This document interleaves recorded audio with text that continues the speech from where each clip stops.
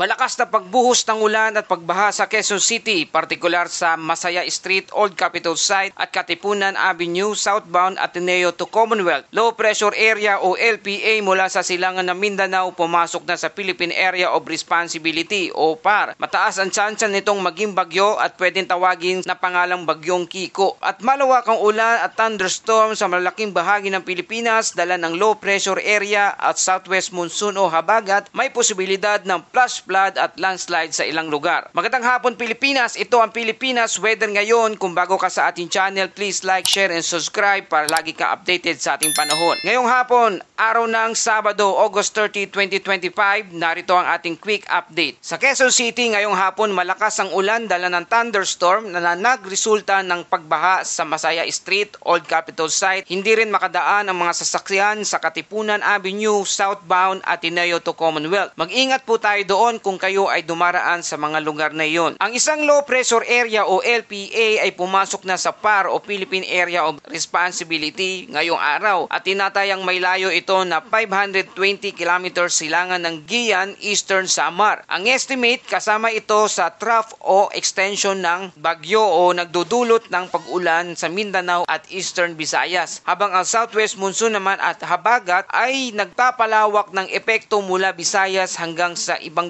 bahagi ng Luzon at Mindanao. Kaya naman nag-issue ang Pag-asa ng weather advisory ngayong hapon dahil sa heavy rainfall, mayroong 50 to 100 mm na dami ng ulan o buhos ng ulan na maaring bumagsak ngayong araw hanggang September 2 sa mga lugar tulad ng Bicol, Eastern Visayas, Caraga, Davao at Visayas, kabilang ang Western Visayas at Mimaropa. Inaasahan din ang posibleng mag-flash flood at landslide lalo na sa mga mountainous area. Mga kababayan, paalaala ang kombinasyon ng low pressure area at habagat ay seryosong panganib sa bugso at tuloy-tuloy na pag-uulan. Patuloy tayong mag-ingat at mag-monitor sa mga updates. Para sa karagdagang impormasyon, bisitahin lamang ang Pag-asa dost.www, pag-asa.dost.gov.ph. Maraming salamat po sa inyong pagtutok ngayong hapon. Sama-sama nating labanan ng unos sa manatiling ligtas. Huwag kalimutang mag-like, share and subscribe dito sa ating channel Pilipinas Weather Ngayon. At laging nagpapaalala, maging ligtas, maging alerto, ingat tayong lahat.